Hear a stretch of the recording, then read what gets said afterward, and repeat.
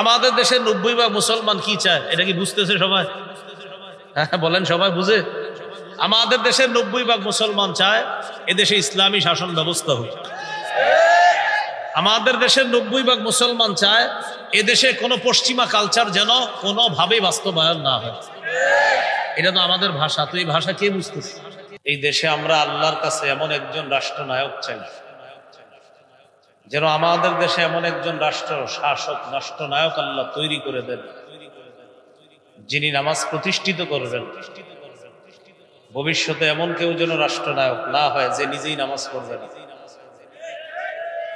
এমন কেউ রাষ্ট্রনায়ক হবে যিনি রাষ্ট্রীয়ভাবে নামাজ প্রতিষ্ঠিত করবে। 2 নম্বর, যিনি যাকাত দিবে। রাষ্ট্র থেকে সুদের পরিবর্তে যাকাত ভিত্তিক রাষ্ট্র গঠন করতে হবে। কোন দেশ যদি যাকাত ভিত্তিক রাষ্ট্র হয়, ওই দেশ থেকে সুদ পালিয়ে যেতে বাধ্য হবে। একজন ধনী মানুষ 100 জন মানুষকে সুদে যদি টাকা দেয়, মূলধন ফেরত পেতে হয়, আবার সুদের অর্থটাও তাকে দিতে হয়।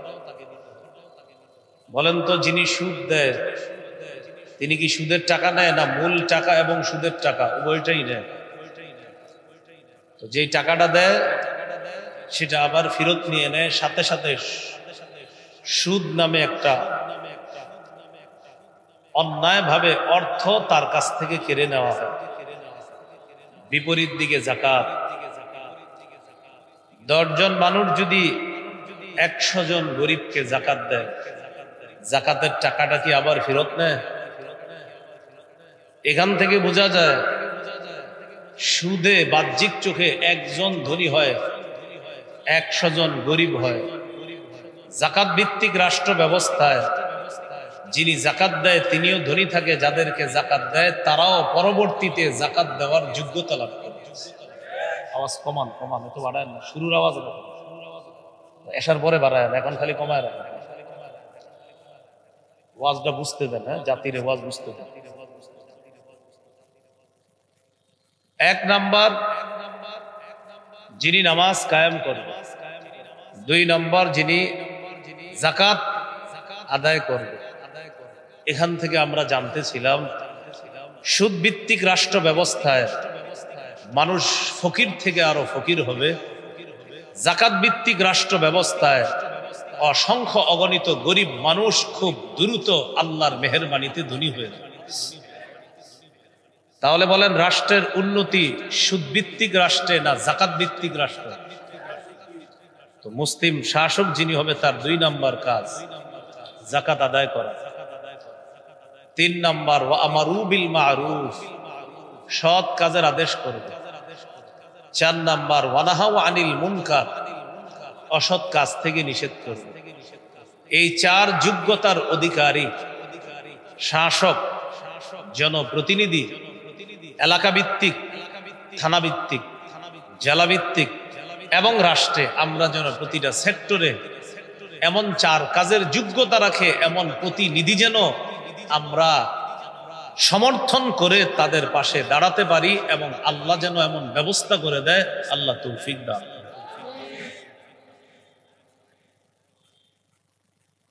মুসলিম শাসকের মৌলিক 10টি গুণ থাকবে। কয় কাজ? 4 কাজ। কয় গুণ? 10 গুণ।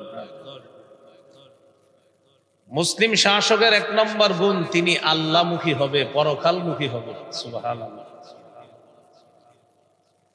মুসলিম শাসক যতই সম্পদের অধিকারী হোক, তাকে যতই ক্ষমতা দান করা হোক, তিনি সব ক্ষেত্রে আল্লাহমুখী হবে, আখিরাতমুখী হবে, যদিও পুরা দুনিয়ার শাসন ক্ষমতা তাকে দেওয়া হয়।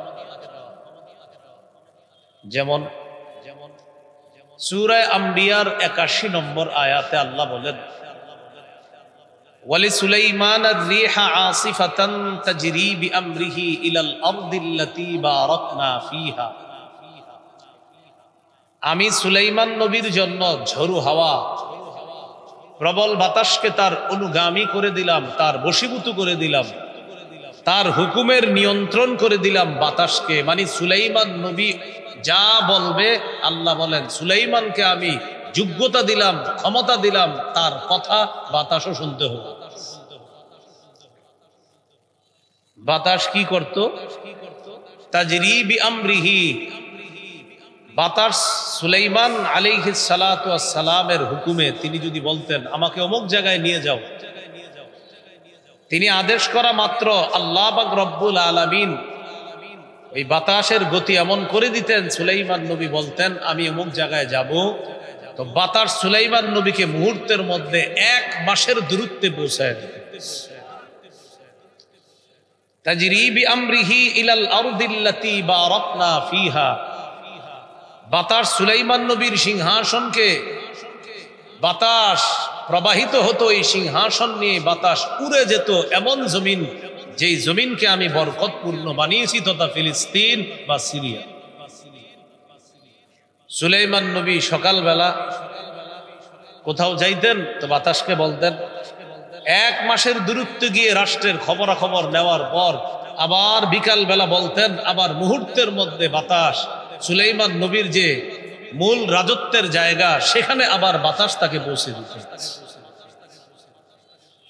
এখন আপনারা একটু বলেন, সুলাইমান আলী সালাতু ওয়াস সালামের যেই ক্ষমতাটা কি কম না অনেক বেশি আল্লাহ দিছে?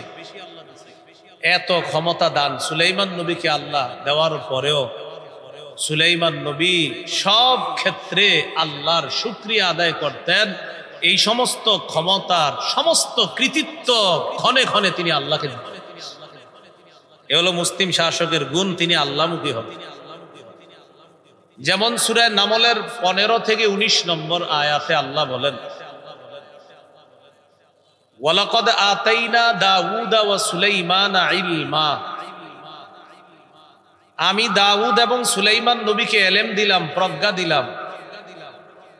ওয়া ক্বালা আলহামদুলিল্লাহিল্লাযী ফাদ্দালানা আলা কাসীরিম মিন ইবাদিহিল মুমিনিন। দাউদ নবী সুলাইমান নবী উভয়ে বললেন সমস্ত প্রশংসা ওই আল্লাহর, যে আল্লাহ আমাদেরকে তার অনেক বান্দাদের উপর, আমাদেরকে তার বান্দাদের উপর সারা পৃথিবীতে আমাদেরকে আল্লাহ শ্রেষ্ঠত্ব দান করেছেন। সমস্ত প্রশংসা ওই আল্লাহ। আলা কাসীরিম মিন ইবাদি, মানে আল্লাহর অনেক বান্দাদের থেকে আমাদেরকে আল্লাহ শ্রেষ্ঠত্ব দান করেছেন। রাষ্ট্রনায়ক যিনি হবেন, মুসলমান রাষ্ট্রনায়ক, তিনি এটা বলবে এই যে আমার প্রভাব প্রতিপত্তি, এটার প্রশংসা পাওয়ার যোগ্য একমাত্র আল্লাহ, তিনি এই মর্যাদা আমাকে দান করেছেন, যা সুলাইমান নবী দাউদ নবী শিখিয়ে দিয়েছে। ফিলিস্তিন শাসন করছে ইহুদি সম্প্রদায়, যারা প্রায় 418 বছর শাসন করছে ফিলিস্তিন। এর মধ্যে ইমানি শাসন ছিল 80 বছর। ফিলিস্তিন শাসন করছে 418 বছর, এর মধ্যে 80 বছর ছিল ইমানি শাসন। 418 থেকে 80 বাদ দেন, কত থাকে? 418 বছর, কেউ বলছে 438 বছর ফিলিস্তিন শাসন করছে। এর মধ্যে 80 বছর ছিল ইমানি শাসন। এই 80 বছর আবার 2 ভাগ। দাউদ নবীর ছিল 40 বছরের শাসন, সুলাইমান নবীর 40 বছর। বাবা আর ছেলে তারা 2 জন মিলে ফিলিস্তিন শাসন করছে 80 বছর। এই হলো ফিলিস্তিন 20 বছরের শাসন। তাহলে ইহুদিরা শাসন করছে প্রায় 400 বছরের বেশি, ইসরায়েলরা। এর মধ্যে ইমানি শাসন কয় বছর? মাত্র 80। এর মধ্যে 40 বছর দাউদ নবী, 40 বছর সুলাইমান নবী। তো ওই সুলাইমান নবীর শাসন আমল, যেটা আল্লাহ পাক রব্বুল আলামিন সারা পৃথিবীতে সুলাইমান নবীকে আল্লাহ পাক রব্বুল আলামিন আলাদা মর্যাদা দান করেছেন, আলাদা বৈশিষ্ট্যমণ্ডিত করেছেন সুলাইমান নবীকে। তিনি বলেন প্রশংসা আল্লাহর, যে আল্লাহ আমাকে, আমার বাবাকে তার অনেক বান্দাদের উপর শ্রেষ্ঠত্ব দান করছেন। এরপরে আল্লাহ বলেন ওয়ারিসা সুলাইমান দাউদ, দাউদ নবী ইন্তেকাল করার পর সুলাইমান নবী দাউদ নবীর উত্তরাধিকার হলেন। সুলাইমান নবী উত্তরাধিকার হওয়ার পর তিনি বলেন, وقال يا أيها الناس علمنا منطق الطير وأوتينا من كل شيء। সুলাইমান নবী বলেন, আমাকে পাখির ভাষা শিক্ষা দেওয়া হয়েছে এবং সব ধরনের নিয়ামত আল্লাহর পক্ষ থেকে আমাকে দান করা হয়েছে। কিসের ভাষা? পাখির ভাষা। এখন বলেন, একজন বাচ্চা মানুষের ভাষা বুঝে, জিনের ভাষা বুঝে, আবার পাখির ভাষা বুঝে, তাহলে তার রাজত্ব কি পরিমাণ। এই সুলাইমান নবী এত ক্ষমতা পাওয়ার পরেও তিনি বলেন প্রশংসা আল্লাহ। শেষে কি বলে দেখেন, ইন্না হাযা লাহুয়াল ফাদলুল মুবিন। এটা স্পষ্ট অনুগ্রহ, নিশ্চয়ই এটা স্পষ্ট অনুগ্রহ। এই অনুগ্রহ আল্লাহর পক্ষ থেকে। সুলাইমান আলাইহিস সালাতু ওয়াস সালাম আল্লাহর স্পষ্ট অনুগ্রহ স্বীকার করে নিলেন। পরের আয়াতে আল্লাহ বলেন, সুলাইমান আলাইহিস সালাম একবার সফরে বের হলেন। সফরে বের হওয়ার পর পিঁপড়ার এলাকায় গেলেন। পিঁপড়ার এলাকা, এই কথাটা আল্লাহ পাক রব্বুল আলামিন যেভাবে বললেন, وحشر لسليمان جنوده من الجن والإنس والطير فهم يوزعون।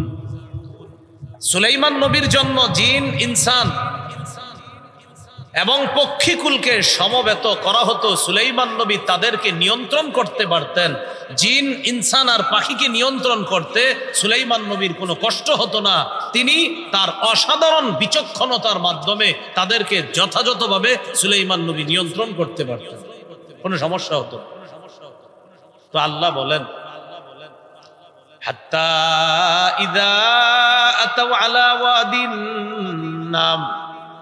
সুলাইমান নবী তার বাহিনী নিয়ে যখন পিঁপড়ার এলাকায় পৌঁছলেন, ওয়াদ শব্দের অর্থ উপত্যকা। সুলাইমান নবী আর তার দলবল যখন ওই এলাকায় পৌঁছলেন, পিঁপড়ার এলাকায়, ক্বালাত নামলাতু ইয়া আইয়ুহান নামলু দুখুলু মাসাকিনাকুম। পিঁপড়ার রানী পিঁপড়ার দলকে বলল, ও পিঁপড়া সম্প্রদায়, তোমরা গর্তে প্রবেশ করো। লা ইয়াহতিমান্নাকুম সুলাইমান ওয়া জুনুদুহু ওয়া হুম লা ইয়াশউরুন। সুলাইমান নবী আর তার বাহিনী না জেনে তোমাদেরকে যেন পিষে না ফেলে তোমরা গর্তে প্রবেশ করো। পিঁপড়ার এই কথাটা সুলাইমান নবী বুঝতে পারলেন। বুঝার পর তিনি কি করলেন, ফাতাবাসসামা দাহিকাম মিন কাওলিহা। পিঁপড়ার রানীর কথা সুলাইমান নবী বুঝতে পেরে পিঁপড়ার রানীর কথায় সুলাইমান নবী একটা মুস্কি হাসি দিলেন। কেন হাসলেন? যে আমার আল্লাহ কত বড় নিয়ামত দান করছে যে আজকে পিঁপড়ার ভাষা বোঝার যোগ্যতা আমি সুলাইমানকে আল্লাহ দান করছি। এখন আপনারা বলেন, আমাদের শাসক যারা হয় পিঁপড়া, জিন, তাদের ভাষা বুঝে না শুধু মানুষের ভাষা? মানুষের ভাষাও তো বুঝে না ভালো করে। কার ভাষা বুঝে না? মানুষের। আমাদের দেশের 90% মুসলমান কি চায় এটা কি বুঝতেছে সবাই? হ্যাঁ বলেন, সবাই বুঝে? আমাদের দেশের 90% মুসলমান চায় এদেশে ইসলামী শাসন ব্যবস্থা হোক। আমাদের দেশের 90% মুসলমান চায় এদেশে কোনো পশ্চিমা কালচার যেন কোনোভাবেই বাস্তবায়ন না হয়। এটা তো আমাদের ভাষা। তো এই ভাষা কে বুঝতেছে? সুলাইমান নবী পিঁপড়ার ভাষা বুঝে তিনি একটা মুস্কি হাসি দিয়ে বললেন, وقال ربي أوزعني أن أشكر نعمتك التي أنعمت علي وعلى والدي وأن أعمل صالحا ترضاه। পিঁপড়ার ভাষা বুঝার পর সুলাইমান নবী বললেন, আল্লাহ আমাকে তৌফিক দান করেন, আমি যেন আপনার দেয়া নিয়ামতের শুকরিয়া আদায় করতে পারি। যে নিয়ামত আমাকে আমার বাবাকে দান করেছেন, এই নিয়ামতের শুকরিয়া যেন আমি আদায় করতে পারি। আল্লাহ আজকে মানুষের কথা আমি বুঝি, জিন জাতির কথা আমি বুঝি, আজকে পিঁপড়ার ভাষা পর্যন্ত আপনি বুঝার যোগ্যতা দিলেন। আল্লাহ আমি সুলাইমান যেন আপনার এই নিয়ামত শুকরিয়া আদায় করতে পারি, আপনি আমাকে তৌফিক দান করেন। বলছিলাম মুসলিম শাসকের 1 নম্বর বৈশিষ্ট্য হবে, গুণ হবে, তিনি আল্লাহমুখী হবে, পরকালমুখী হবে। চিন্তা করেন, পিঁপড়ার ভাষা বুঝার পর সাথে সাথে বলতেছে, আল্লাহ আমাকে তৌফিক দান করেন, আমি যেন আপনার নেয়ামতের শুকরিয়া আদায় করতে পারি। এরপরে আমাকে তৌফিক দেন, ওয়া আন আ'মালা সালিহান তারদা, যে আমল করলে আপনি পছন্দ হন এমন নেক আমল যেন আমি সুলাইমান বেশি বেশি করতে পারি। ওয়া আদখিলনি বিরহমাতিকা ফি ইবাদিকাস সালিহিন, আপনি আপন রহমতের মাধ্যমে আপনার নেক বান্দা যারা তাদের অন্তর্ভুক্ত আমাকে আপনি করে নিয়েন। একজন নবী, একজন বাদশাহ আল্লাহর কাছে বলতেছে, আল্লাহ আপনি রহমতের মাধ্যমে আমাকে নেক মানুষের অন্তর্ভুক্ত করে নিন। তাহলে মুসলিম শাসকের কয় কাজ? কয় কাজ? চার কাজ। কয় কাজ? কয় গুণ? এক নাম্বার গুণ কি হবে? তিনি আল্লাহমুখী হবে। সুলাইমান নবী কেমন আল্লাহমুখী ছিলেন আল্লাহ কোরআনে বলছে, সুবহানাল্লাহ। সূরা সাদের 30 নম্বর আয়াতে আল্লাহ বলেন, ওয়া ওয়াহাবনা লিদাউদা সুলাইমান, আমি দাউদকে সুলাইমান নামে একটা সন্তান দান করলাম। নি'মাল আবদু ইন্নাহু আওয়াব, আল্লাহ বলেন সুলাইমান কতই না উত্তম বান্দা। ইন্নাহু আওয়াব, সুলাইমান আল্লাহ অভিমুখী হয়। বারবার সুলাইমান আল্লাহর দিকে ঝুঁকে পড়ে সুলাইমান হলেন ওই বান্দা যার প্রশংসা আল্লাহ করলেন। তাহলে একজন বাদশা তিনি আল্লাহমুখী, আবার আল্লাহ ওই বাদশার প্রশংসা করে বলেন সুলাইমান একজন নবী, একজন বাদশা। শুধু তাই না, আল্লাহ বলেন সুলাইমান বান্দা হিসাবে কতই না নেয়ামতে পরিপূর্ণ একজন বান্দা। এই কথাকার, এটা আল্লাহর কথা। আল্লাহ বলতেছেন সুলাইমান নবী নেয়ামতে পরিপূর্ণ একজন বান্দা। ইন্নাহু আওয়াব, তিনি বারবার আল্লাহ অভিমুখী হয়। এ হলো মুসলিম শাসকের 1 নাম্বার গুণ। মুসলিম শাসকের 2 নম্বর গুণ ইনসাফ প্রতিষ্ঠিত করা। বলেন একটু সবাই, কি প্রতিষ্ঠিত করা? এটা তার 2 নম্বর বৈশিষ্ট্য। তিনি সমাজে, এলাকায়, ওয়ার্ডে, থানায়, জেলায়, রাষ্ট্রে ইনসাফ প্রতিষ্ঠিত করা, এটা মুসলিম শাসক যিনি হবেন তার 2য় গুণ, 2য় বৈশিষ্ট্য। সূরা সাদের 26 নম্বর আয়াতে আল্লাহ বলেন, ইয়া দাউদ ইন্না জাআলনাকা খলিফাতান ফিল আরদ ফাহকুম বাইনান নাসি বিল হাক্কি ওয়া লা তাত্তাবি'ল হাওয়া ফায়ুদিল্লাকা আন সাবিলিল্লাহ। ইয়া দাউদ, হে দাউদ, ইন্না জাআলনাকা খলিফাতান ফিল আরদ, দাউদ নিশ্চয়ই আমি আপনাকে পৃথিবীতে খলিফা নির্ধারণ করেছি, খলিফা বানিয়েছি। আমি আপনাকে পৃথিবীতে খলিফা বানিয়েছি, আপনাকে আমি প্রতিনিধি বানিয়েছি, খলিফা। আপনার কাজ কি? ফাহকুম বাইনান নাসি বিল হক, মানুষের মাঝে ইনসাফ প্রতিষ্ঠিত করবেন, মানুষের মাঝে বিচার করবেন, সঠিক বিচার, ইনসাফ করবেন। ওয়ালা তাত্তাবি'ল হাওয়া, কুপ্রবৃত্তির অনুসরণ করবেন না, যেটা সঠিক সেটাই বিচার করবেন। মনের কথা শুনবেন না, বরং যেটা সঠিক সেটা পক্ষে হোক বিপক্ষে হোক আপনি এটাই বিচার করবেন। যদি আপনি ইনসাফ প্রতিষ্ঠিত করতে গিয়ে নিজের খেয়াল খুশি মতো চলেন, আল্লাহ কি বলতেছে দেখেন, ফায়ুদিল্লাকা আন সাবিলিল্লাহ।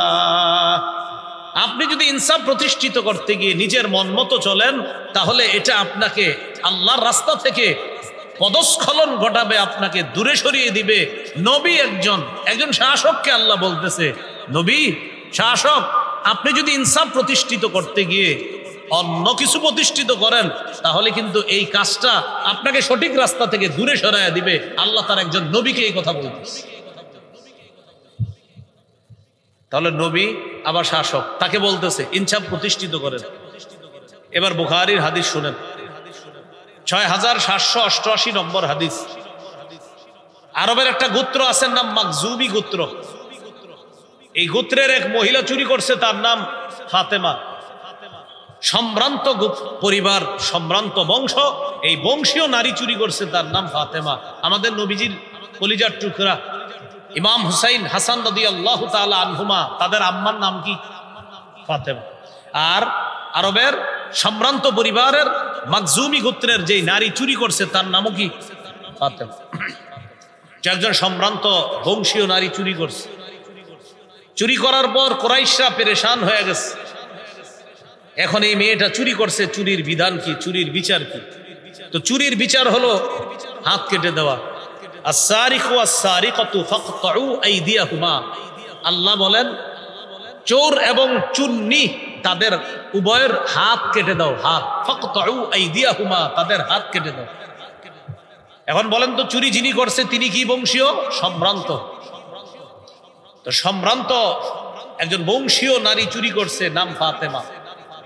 কুরাইশরা চিন্তায় পড়ে গেল, ফায়সালা কি? হাত কাটা হবে। বড় বড় লিডাররা পরামর্শ করলো মুহাম্মদ সাল্লাল্লাহু আলাইহি সাল্লামকে বইলা দেখি একটু বিধানটা হালকা করা যায় কিনা। নাউজুবিল্লাহ পড়েন। অর্থাৎ হাতটা না কাইটা একটু সহজ করুক বিধানটা। সাহাবায়ে কেরামের কানে এই কথা আসছে। আরবের সম্ভ্রান্ত বংশীয় নারী, মাকজুমি গোত্রের নারী ফাতেমা চুরি করছে, ইসলামী বিধান অনুযায়ী তার হাত কাটা হবে। সাহাবায়ে কেরামও চিন্তায় পড়ে গেলেন কি করা। তখন সাহাবীরা চিন্তা করলেন নবীজির কাছে দেখি না গিয়ে একটু বইলা একটু বিধানটা হালকা করা যায় কিনা। সাহস করতেছে না যে আল্লাহ রসুলকে এই কথা বলার সাহস কার যে বিধান হালকা করার। নবীজি একজন নাতি আছে যায়েদ বিন হারেসা রাদিয়াল্লাহু তাআলা আনহুর ছেলে, পালক পুত্র যায়েদ বিন হারেসা, তার ছেলের নাম উসামা ইবনে যায়েদ। তো সম্পর্কে নবীর নাতি। এই উসামা নবীজিকে দাদা ডাকতেন। উসামা রাদিয়াল্লাহু তাআলা আনহুকে নবী খুব ভালোবাসতেন, মহব্বত করতেন, রানের উপর বসাইতেন। হাসান হুসাইনকে যেমন আদর করতেন, উসামা রাদিয়াল্লাহু তাআলা আনহুকেও নাতি হিসাবে নবী খুব মহব্বত করতেন। হাদিসে আসছে হিব্বু রাসূলিল্লাহ। হিব্বুন শব্দের বাংলা হলো আস্থাভাজন, ভালোবাসার পাত্র। হাদিসে আসছে উসামা হলেন আল্লাহ রাসূলের ভালোবাসার পাত্র। সাহাবীরা কি করলেন? পরামর্শ করে বললেন ওয়ামাইয়াজতারি আলাইহি ইল্লা উসামা ইবনে যায়েদ। সাহাবীরা বললেন এই দুঃসাহস উসামা ছাড়া কেউ করতে পারে না।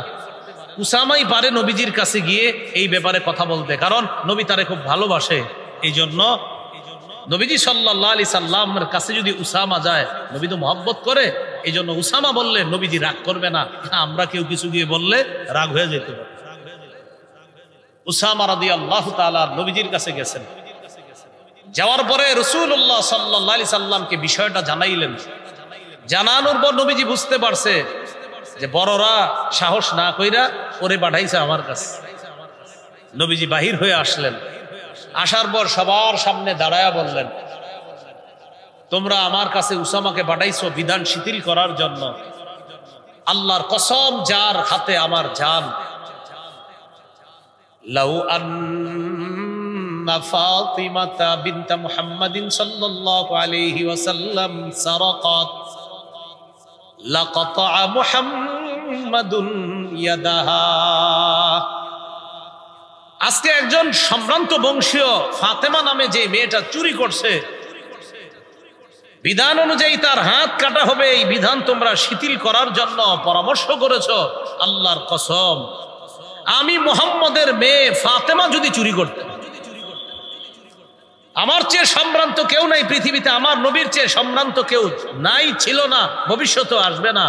নবী বলেন আমার মেয়ে ফাতেমা, আল্লাহর কসম মুহাম্মদ সাল্লাল্লাহু আলাইহি সাল্লাম এই মুহাম্মদের মেয়ে ফাতেমা যদি চুরি করত, লাকাতা মুহাম্মাদুন ইয়াদাহা, মুহাম্মদ তার কন্যা ফাতেমার হাত কেটে দিত। আর তোমরা আরেকজনের ব্যাপারে সুপারিশ করতে আসছো, আমি আমার কন্যা ফাতেমার হাত কেটে দিতে ইতস্ত করতাম না, কারণ বিধানটা আল্লাহ।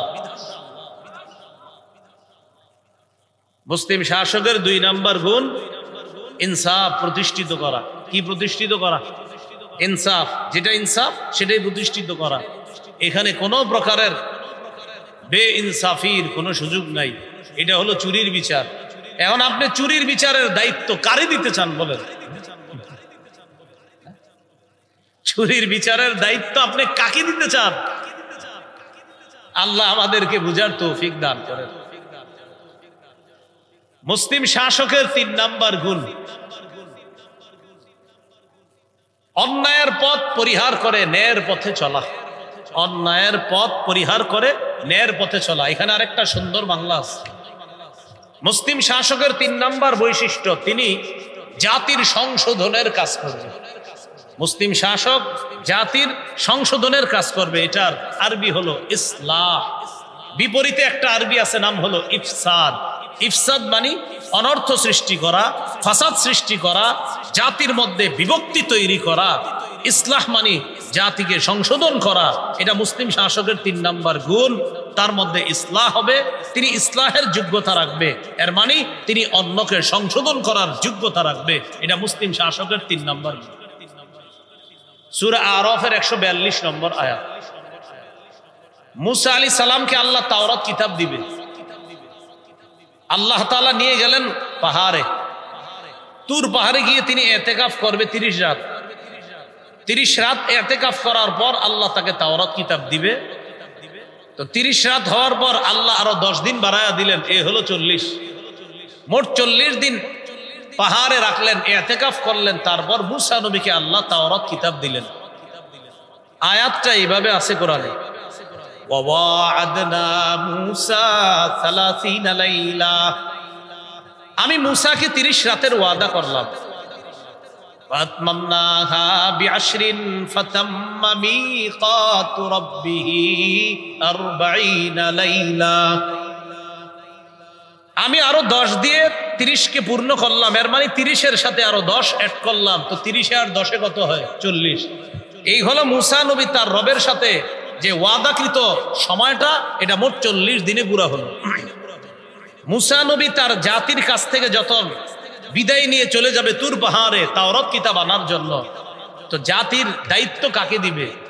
মুসা নবী তার ভাই হারুন নবীকে বললেন, وقال موسى لأخيه هارون اخلفني في قومي। মুসা নবী তার ভাই হারুনকে বললেন, ভাই হারুন, আমার অনুপস্থিতিতে আমার এই জাতির দায়িত্ব পালন করবেন, আপনি আমার প্রতিনিধিত্ব করবেন।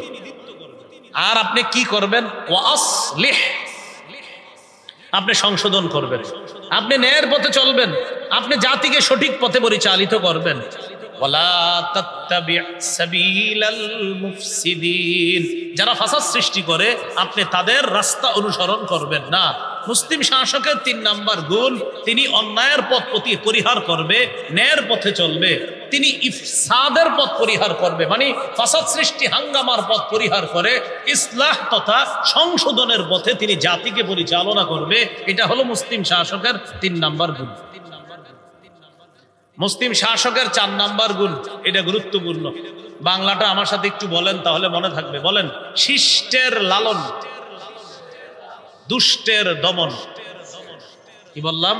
শিষ্টের লালন, দুষ্টের দমন। মানে যে ভালো করবে তার সাথে মুসলিম শাসক ভালো আচরণ করবে, যে খারাপ করবে তাকে যেভাবে আপনার দমন করা যায় সেভাবে দমন করতে হবে, জেলখানায় নিতে হলে নিতে হবে। অর্থাৎ যেইভাবে তাকে দমন করা যায়, এটা একজন আদর্শ মুসলিম শাসকের 4 নাম্বার গুণ বা বৈশিষ্ট্য। খারাপ যারা তাদেরকে দমন করতে হবে, আর ভালো যারা তাদেরকে লালন করতে হবে। ভালোকে লালন আর খারাপকে দমন করা। কিন্তু আমরা দেখি উল্টাটা হয় এই যুগে, যারা খারাপ তাদেরকে লালন করা হয়, যারা ভালো তাদেরকে দমন করা হয়। এটা হওয়া যাবে। ভালোকে লালন করতে হবে, খারাপকে দমন করতে হবে। দলিল সূরা কাহফের 83 থেকে 91 নম্বর আয়াত। এই আয়াতে আল্লাহ পাক রব্বুল আলামিন যুলকারনাইন বাদশার ঐতিহাসিক মোট 3টি সফরের কথা আল্লাহ আলোচনা করেছেন। যুলকারনাইন আসলে ওনার নাম না, বাদশা যুলকারনাইন এটা তার একটা উপাধি। যুলকারনাইন এটা তার একটা উপাধি। তো যাই হোক, কোরআনে আসছে যুলকারনাইন। তিনি 3টি সফর করছেন ঐতিহাসিক। 1 নাম্বার সফর, যেখানে আপনার সূর্য অস্ত যায় পশ্চিমে, পৃথিবীর একদম পশ্চিমে সফর করছে। 2 নাম্বার সফর, যেখান থেকে সূর্য ওঠে একদম পৃথিবীর পূর্বে।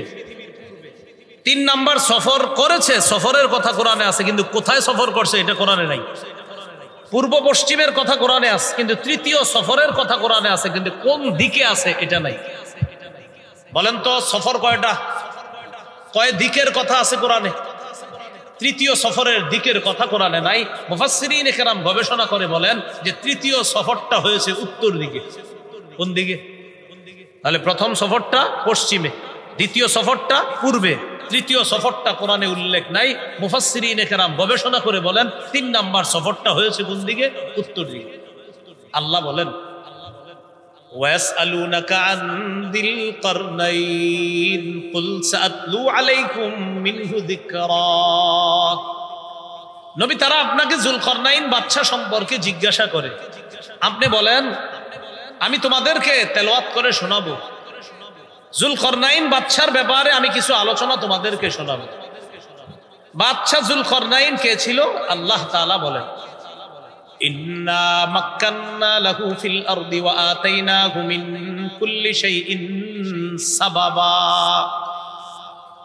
আমি বাদশা যুলকারনাইনকে দুনিয়াতে ক্ষমতা প্রদান করলাম আর তাকে প্রত্যেক জিনিসের উপকরণ দান করলাম। উপকরণ মানে বাদশা যুলকারনাইনকে এমন এক যোগ্যতা দিছে আল্লাহ, তিনি যেখানে যাইতেন যা প্রয়োজন হতো ওই প্রয়োজনীয় বিষয়টা আল্লাহ ব্যবস্থা করে দিতেন সাথে সাথে।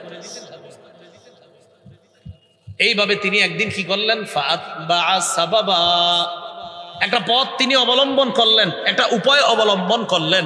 পৃথিবীর পশ্চিমে তিনি রওনা করলেন, তিনি সফর করলেন। সফর করতে করতে হাত্তা ইদা বালাগা মাগরিবাশ শামস, সফর করতে করতে একদম সূর্য অস্ত যাওয়ার স্থানে চলে গেলেন। ওয়াজাদাহা তাগরুবু ফি আইনিন হামিআ, তিনি দেখলেন সূর্যটা একটা কাদাযুক্ত জলাশয়ের মধ্যে অস্ত যাচ্ছে। পৃথিবীর পশ্চিমে গিয়ে বাদশা দেখলেন সূর্যটা যেন একটা কাদাযুক্ত জলাশয়ের মধ্যে অস্ত যাচ্ছে, সূর্যটা হারিয়ে যাচ্ছে। তো দেখলেন কালো আর কাদাযুক্ত একটা পানির মতো, যেন এটার নিচে সূর্যটা বিলীন হয়ে যাচ্ছে। পৃথিবীর একদম পশ্চিমের ঘটনায় ওয়াজাদা ইনদাহা কওমা, সমুদ্র পারে মানে পৃথিবীর যেখানে সূর্যটা অস্ত যায় ঠিক এর এই পাশে তিনি একটা জাতি পাইলেন। তার মানে পৃথিবীর একদম পশ্চিম প্রান্তে একটা জাতি পাইলেন।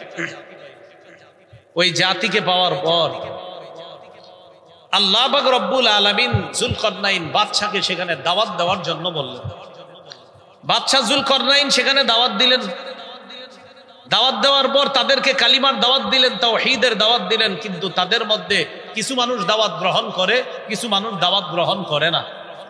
আল্লাহ পাক রব্বুল আলামিন বলেন কুলনা ইয়া যাল কারনাইনি ইম্মা আন তুআযিবা ওয়া ইম্মা আন তাত্তাখিযা ফীহিম হুসনা। আমি যুলকারনাইন বাদশাকে বললাম, ও যুলকারনাইন, হয়তো আপনি তাদেরকে শাস্তি দেন, না হয় তাদের ব্যাপারে ভালো কিছু আপনি গ্রহণ করেন। বাদশা যুলকারনাইন কি করলেন? উনি চিন্তা করলেন আমি তাদেরকে দাওয়াত দিব, দাওয়াত গ্রহণ করার পর যারা আমার কথা শুনবে তারা ভালো, তাদের সাথে আমি সুন্দর আচরণ করব। এটা হলো শিষ্টের লালন। আর যারা আমার কথা না শুই না, আল্লাহর সাথে শিরিক করবে এবং জুলুম করবে, তাদেরকে আমি দমন করব। এটা হলো দুষ্টের দমন। তো যুলকারনাইন বাদশাকে এই কথা বলার পর তিনি বললেন, আল্লাহ, তাদের ব্যাপারে আমার ফয়সালা হলো এই, আম্মা মান যালামা ফাসাউফা নুআযিবুহু সুম্মা ইউরাদ্দু ইলা রাব্বিহি ফায়ুআযিবুহু আযাবান নুকরা। আল্লাহ, যারা জালেম, যারা জুলুম করবে আমি তাদেরকে কঠিন শাস্তি দিব। যারা জুলুম করবে আমি তাদেরকে কঠিন শাস্তি দিব। আমি দাওয়াত দেওয়ার পর গ্রহণ না করে যদি উল্টা তারা জুলুম করে আমি তাদেরকে কঠিন শাস্তি দিব। এটাকে বলা হয় দুষ্টের দমন। তাহলে জালেম দমন করা এটা উচিত, এটা দুষ্টের দমন। পাশাপাশি ওয়া আম্মা মান আমানা ওয়া আমিলা সালিহা, আর যে ঈমান আনবে আর নেক কাজ করবে, ফালাহু জাযাআনিল হুসনা, তার জন্য রয়েছে উত্তম প্রতিদান, তার সাথে আমি সুন্দর আচরণ করব। আমরা যে জিনিসটা শিখলাম, শিষ্টের লালন, দুষ্টের দমন। মানুষের মধ্যে যারা জালেম হবে তাদেরকে দমন করতে হবে, যারা ভালো কাজ করবে তাদেরকে লালন করতে হবে। কিন্তু আমরা দেখি বারবার ঘুরে ফিরে জালেমদেরকেই লালন করা হয়, ভালো মানুষগুলাকে দমন করা হয়। এই জাতীয় এইভাবে ভবিষ্যতে আমাদের বাংলাদেশকে আমরা এমন চাই না, আমরা চাইতে পারি না। আমরা চাই আমাদের দেশে একজন আদর্শ শাসক হবে, যিনি 4টা কাজ করবে, 10 গুণে গুণান্বিত হবে, এমন একজন শাসক আমাদের দেশে আমরা চাই। মৃত্যুর আগে, কিয়ামতের আগে আর কোন নারী শাসক আমাদের দেশে আমরা চাই না। রাসূলুল্লাহ সাল্লাল্লাহু আলাইহি সাল্লাম বলেন, লা ইউফলিহা কওমুন ওয়াল্লাহু আমরাহুম ইমরাআ। প্রিয় ভাইরা, এখানে পক্ষ বিপক্ষ জানছি না আমি, একটা কথা বাংলায় লিখেন, আল্লাহ রাসূল বলছে যে জাতি তাদের নেতৃত্বে কোনো নারীকে দিবে, ওই জাতি কিছুতেই কখনো সফল হবে না, হতে পারে না। আপনি মানেন আর না মানেন, আমার নবীর কথা সত্য হতেই হবে, তারা সফল হবে না।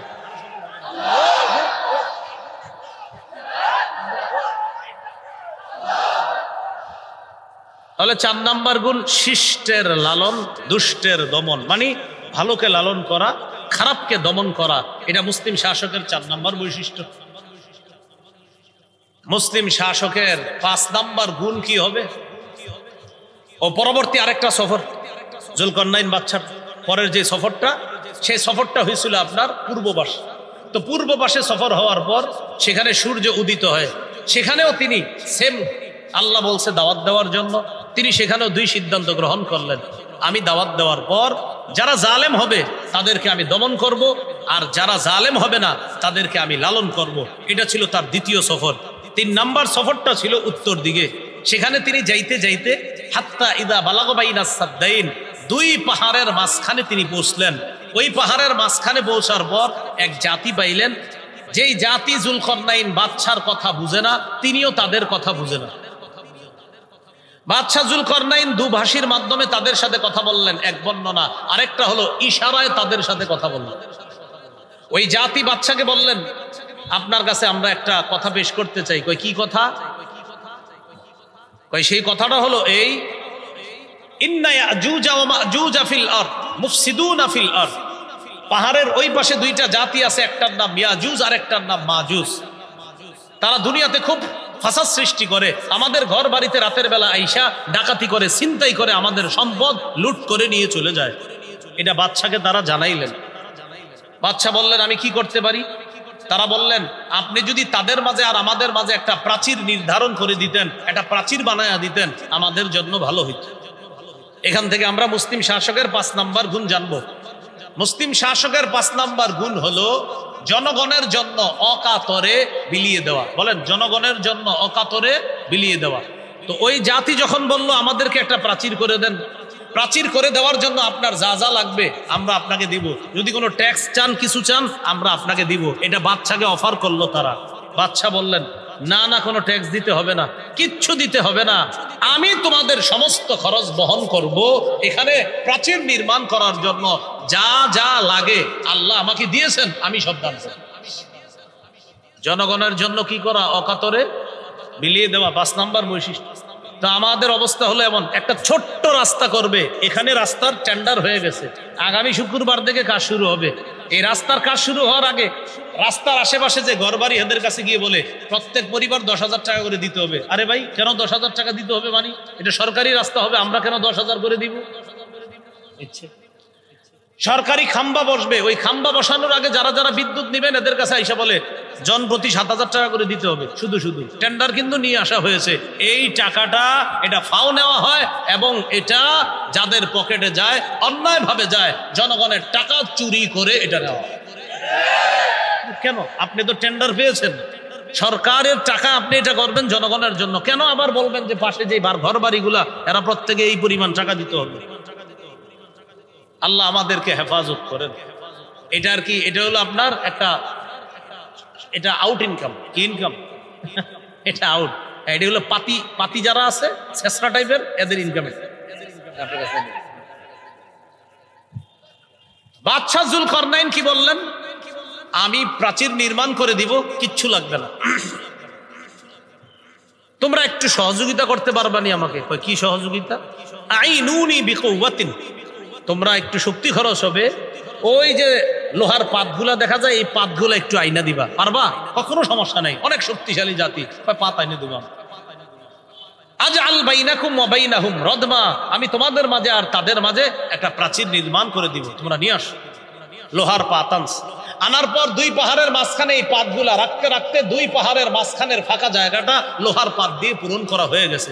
এবার এই পাতগুলো একটা আরেকটার সাথে পার্টিশন দিতে হবে, রেখে দিলেই তো হবে না, বা কারণ ইয়াজুজ মাহুজ এসে আবার ধাক্কা দিলে পড়ে যেতে পারে। ইটগুলো যদি শুধু গেঁথে রাখেন আর যদি এটা দিয়ে সিমেন্ট টিমেন্ট না দেন, প্রলেপ না দেন, থাকবে না পড়ে যাবে। তো লোহার পাতগুলা দিয়ে আল্লাহ বলছে হাত্তা ইদা সাওয়া বাইনা সাদাফাইন, দুই পাহাড়ের একদম উঁচু স্থানের একদম বরাবর হয়ে গেল লোহার পাত। যুলকরনাইন বাদশা বললেন, এক কাজ করো, উনফুখু, তোমরা আগুন জ্বালাও, ওই আগুনের মধ্যে হাওয়া দাও। ওই যেটা দেখবেন ওই যে হাপর যারা বানায়, দাঁড় কুড়াল টুরাল বানায় না, এরা কি করে দেবে, এটা ওখান থেকে আসছে। কিন্তু খুদো আগুনের মধ্যে, আগুনের তাপ বাড়াও, তা আগুনের মধ্যে দেওয়ার পর এবার এক কাজ করো, সীসা গলাও। কোনো বর্ণনায় অন্য কিছু আসছে, ওটা গলাও, গলানোর পর এটা আমার কাছে দাও। দেওয়ার পর বাদশাহ যুলকরনাইন কি করলেন, ওই গলিত যে অংশগুলা এগুলো আপনার ওই লোহাগুলার মাঝখানে দিয়ে দিলেন। তখন মজবুত একটা প্রাচীর দেয়াল তৈরি হয়ে গেল। তিনি তাদের কাছ থেকে কোনো কিছু গ্রহণ করলেন না, উল্টা নিজ খরচে ওই প্রাচীরটা তিনি নির্মাণ করলেন। তাহলে মুসলিম শাসকের 5 নম্বর বৈশিষ্ট্য, সেটা হলো জনগণের জন্য অকাতরে বিলিয়ে দিবে। জনগণ আপনাকে বিশ্বাস করে, আপনি অকাতরে বিলিয়ে দিবেন। 6 নম্বর মুসলিম শাসকের 6 নম্বর বৈশিষ্ট্য গুণ হলো মানুষের জন্য কিছু করতে পারলে আল্লাহর শুকরিয়া আদায় করা। সূরা কাহফের 98 নম্বর আয়াতে আছে, যুলকরনাইন বাদশা মানুষের জন্য কিছু করতে পাইরা তিনি বললেন, রহমাতুম মির রব্বি, আমি যে তোমাদের জন্য কিছু করতে পারলাম এটা আমার রবের রহমত, দয়া। সুবহানাল্লাহ, আমি যে তোমাদের জন্য কিছু করতে পারলাম এটা আমার কোনো কৃতিত্ব না, রহমাতুম মির রব্বি, এটা আমার রবের পক্ষ থেকে দয়া। তাহলে 5 নাম্বার জনগণের জন্য অকাতরে বিলিয়ে দেওয়া। 6 নাম্বার জনপ্রতিনিধি জনগণের জন্য কিছু করতে পারলে নিজের ক্রেডিট না দেখানো, বরং এটা বলা আমার রবের অনুগ্রহ, দয়া, যে আমার রব দয়া করেছে তাই আপনাদের জন্য আমি কিছু করতে পারছি। এটা হলো 6 নাম্বার। মুসলিম শাসকের 7 নাম্বার গুণ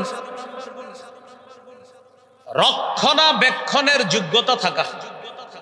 রক্ষণাবেক্ষণের যোগ্যতা থাকা, হিসাব পাতি এগুলা খুব ভালোভাবে বোঝার চেষ্টা করা। যেমন সূরা ইউসুফের 55 নম্বর আয়াতে আছে, ইউসুফ নবী জেলখানা থেকে বের হওয়ার পর মিশরের বাদশাকে গিয়ে বললেন, ইজআলনি আলা খাজাইনিল আরদ, খাদ্য ভাণ্ডারের দায়িত্বটা আমাকে দেন। খাদ্য ভাণ্ডারের দায়িত্ব এটা আমাকে দেন। এটা কে বললেন? ইউসুফ আলাইহিস সালাতু ওয়াস সালাম, যে খাদ্য ভাণ্ডার যেটা আছে এটার দায়িত্বটা আপনি আমাকে দেন। এই খাদ্য ভাণ্ডারের দায়িত্ব ইউসুফ আলাইহিস সালাতু ওয়াস সালাম চাইলেন। এখান থেকে একটা বিষয় বুঝে আসে, অযোগ্য মানুষে যখন এলাকা ভরে যাবে, যোগ্য ব্যক্তিরা তখন নেতৃত্ব চেয়ে নেওয়া জায়েজ আছে। এই কথাটা বুঝেন, বুঝে ঠিক বললেন। অযোগ্য ব্যক্তি যখন ভরে যাবে তখন যোগ্য ব্যক্তি যারা তারা এগিয়ে এসে নেতৃত্ব নেওয়ার চেষ্টা করতে হবে। বুখারীর বর্ণনা, লা তাসআলিল ইমারা, তুমি নেতৃত্ব চেয়ে নিও না, বুখারীর বর্ণনা।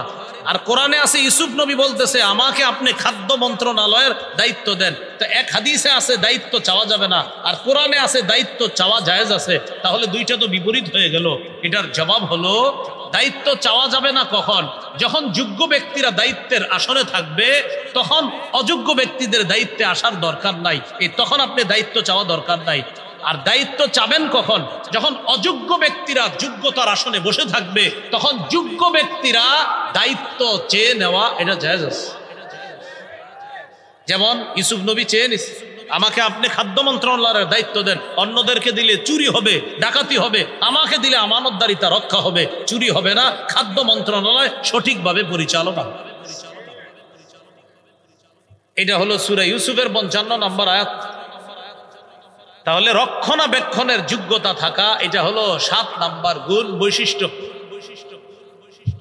মুসলিম শাসকের 8 নাম্বার গুণ, এটা আমার সাথে একটু বলেন, বলেন ঘুষ গ্রহণ করবে না।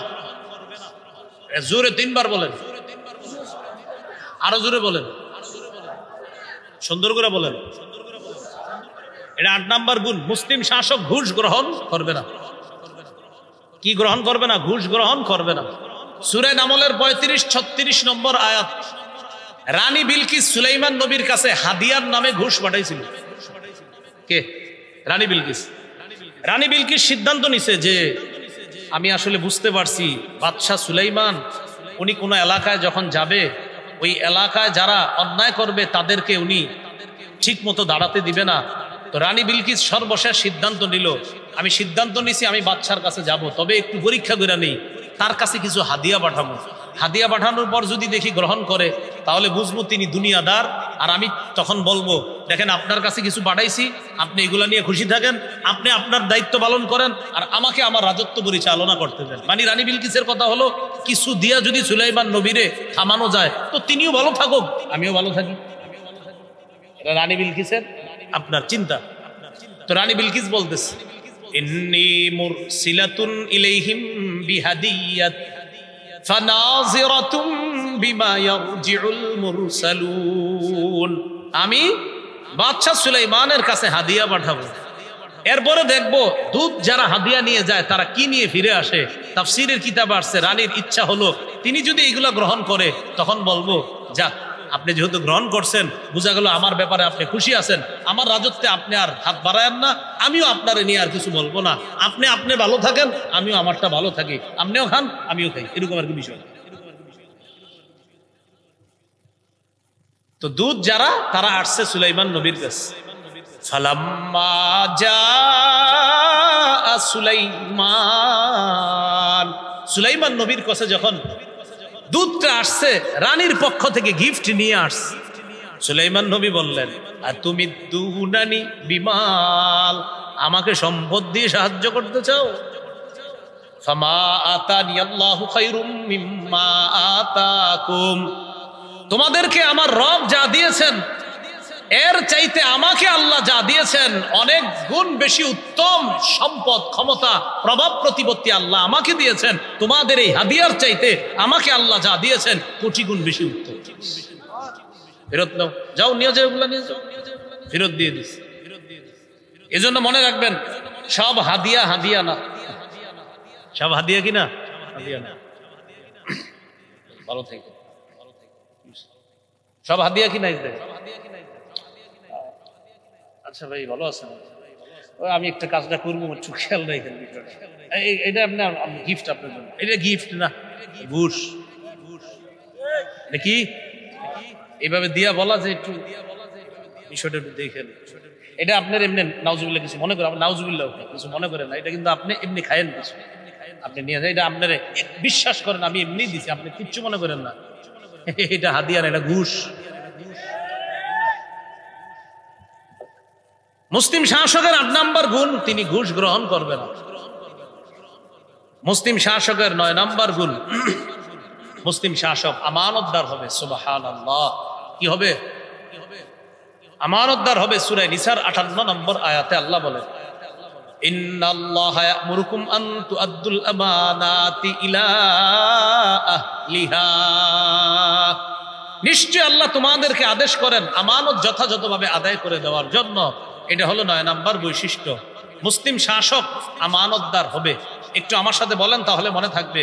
বলেন, মুসলিম শাসক জনগণের অধিকার যথাযথভাবে আদায় করা, এটা শাসকের জন্য আমানত।